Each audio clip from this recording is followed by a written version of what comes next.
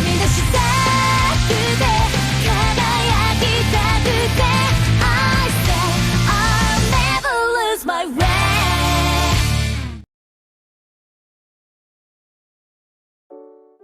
Halo semuanya, selamat datang kembali di channel Tidak Pernah Lulus. Di video kali ini gue akan bahas tentang Shin Ultraman nih, sebuah film reboot dari Ultraman pertama. Film ini memang banyak sekali kekurangannya, tapi terlepas dari itu semua, film Shin Ultraman punya konsep yang sangat-sangat menarik. Benar-benar berasa science fiksinya. Jadi bukan hanya sekedar cerita tentang raksasa yang bertarung. Nggak akan kalian temukan di Ultra Series. Termasuk gaya sekalipun menurut gua masih lebih berasa ini science fiksinya. Film Shin Ultraman sangat menggambarkan kalau manusia itu nggak ada apa-apanya di alam semesta ini. Hanya butiran kecil aja. Di bumi sendiri ada ukuran makhluk yang jauh lebih besar. Di luar angkasa ada makhluk yang jauh-jauh lebih pintar. Nggak cuma pintar aja tapi juga sangat kuat. Manusia memang berharga. Tapi begitu banyak sekali makhluk-makhluk lainnya yang jauh-jauh lebih berharga. Itulah pandangan para makhluk-makhluk cerdas terhadap manusia. Tapi Ultraman juga menegaskan kalau manusia itu unik. Kita sebagai manusia juga harus membuktikan kalau kita tuh punya harga diri. Apa harga dirinya? Ya akal, berpikir. Itulah pesan dari film ini. Ya itu soal pesannya. Terus bagaimana dengan science fiksinya? Oke, jadi Ultraman itu bukan nama spesies atau nama ras ya. Yang kita tahu sekarang itu kan Ultraman itu ya nama ras, itu nama spesies. Ada spesies manusia, ada spesies Ultraman. Nah di film ini nggak kayak gitu. Ultraman itu cuma nama untuk Ripia.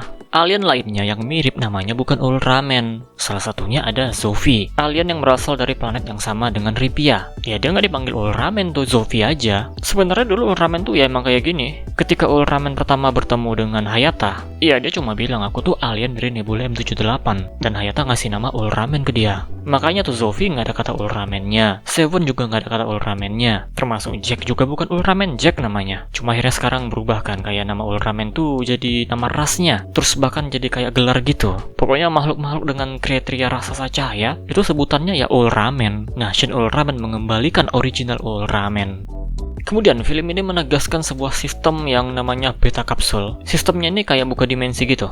Dari dimensi keberapa jadi keberapa. Makanya alien-alien di film ini, mereka bisa jadi ukuran manusia, bisa jadi raksasa. Nah ternyata manusia itu bisa menggunakan beta sistem. Tubuhnya bisa jadi raksasa. Nah karena bisa jadi raksasa, artinya manusia ini bisa jadi bahan senjata biologis. Yang tentunya murah bagi para alien. Dan inilah alasan kenapa Zofi ingin memusnahkan manusia. Manusia ternyata bisa dijadikan senjata. Itu baru Mepilas doang yang tahu. Kalau misalnya alien lain tahu, ya bakal jadi perang nih. Perang memperebutkan sumber daya. Terus ada kekhawatiran lain dari Zofi. Zofi menebak bisa aja manusia akan berevolusi dengan cara yang sama seperti mereka. Mereka di sini para makhluk dari tanah cahaya. Iya, jadi Ultraman gitu maksudnya. Nah, ini menarik nih. Apakah jangan-jangan konsep di film ini kalau evolusi terakhir manusia adalah menjadi Ultraman? Karena Ripia juga ngomong kan kalau manusia tuh masih sangat muda. Padahal kalau kita pakai teori evolusi, wah udah berapa lama tuh? Tapi bagi mereka manusia tuh masih sangat muda. Dan dengan Zofi bilang bisa berevolusi, itu artinya evolusi terakhir manusia, evolusi sempurna ya jadi Ultraman. Wah gila, ini konsep yang bener-bener di luar nalar. Ya nggak di luar nalar juga sih. Ultraman kan juga awalnya alien mirip manusia, yang kemudian bermutasi menjadi makhluk cahaya.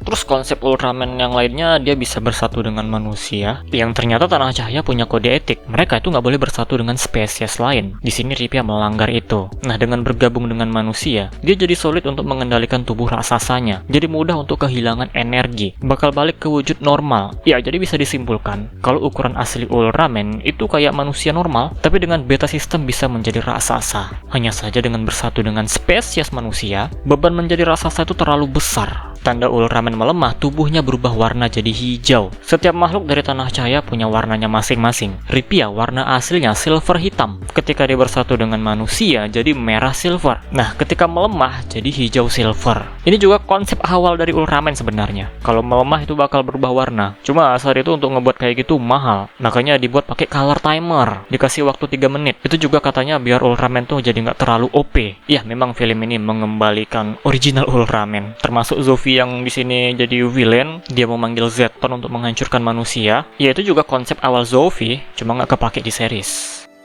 Nah, jadi itu dia pembahasan kita kali ini tentang konsep dari Shin Ultraman. Ya, sebenarnya nggak jauh berbeda dengan Ultra series yang kita kenal. Hanya saja di sini penekanannya itu yang dapat banget. Wah, manusia tuh hanya butiran kecil, mereka nggak bisa apa-apa. Tapi ternyata ada yang membuat istimewa. Terus tentang Ultraman-nya ya, yang merupakan makhluk hidup. Jadi ya ngapain pakai color timer? Pakai cara lain lah untuk membuat dia terlihat lemah. Yaitu dia warnanya berubah. Dan kenapa bisa lemah? Karena beban dari bersatu dengan makhluk lain. Yah, itulah pokoknya konsepnya ya. Udah gue jelaskan tadi. Ini film yang memang sangat-sangat menarik terlepas dari banyaknya kekurangannya. Dan gue sangat berharap ya film ini dapat sequel. Karena endingnya sendiri sangat memungkinkan untuk ada sequel. Endingnya udah dibilang, ini kalau para makhluk lain tahu, bumi tentunya akan diserang lagi. Terus Ultraman-nya dari mana? Ya Shinji Kaminaga yang jadi human host-nya, itu seharusnya masih bisa berubah jadi Ultraman. Karena dikatakan kalau tubuhnya itu akan ditinggalkan di bumi. Dan manusia juga udah mempelajari tentang beta system. Jadi memang sangat-sangat memungkinkan untuk adanya sequel. Kalau ditanya ke gua siapa villainnya, mungkin Baltan kali ya. Karena kan mereka ceritanya mencari rumah baru. Dan bumi itu yang paling cocok sama mereka. Nah itu bisa dibuat kayak gitu tuh, menarik. Villain potensial untuk Shin Ultraman 2. Tapi sebenarnya sulit juga sih ada sequelnya. Karena Shin Universe ini yang nggak ada kabarnya lagi. Abis Kamen Rider udah nggak ada kabar lagi. Ya, itulah pokoknya. Mending kita close aja videonya ya. Seperti biasa lah. Terima kasih telah menonton and see you next time.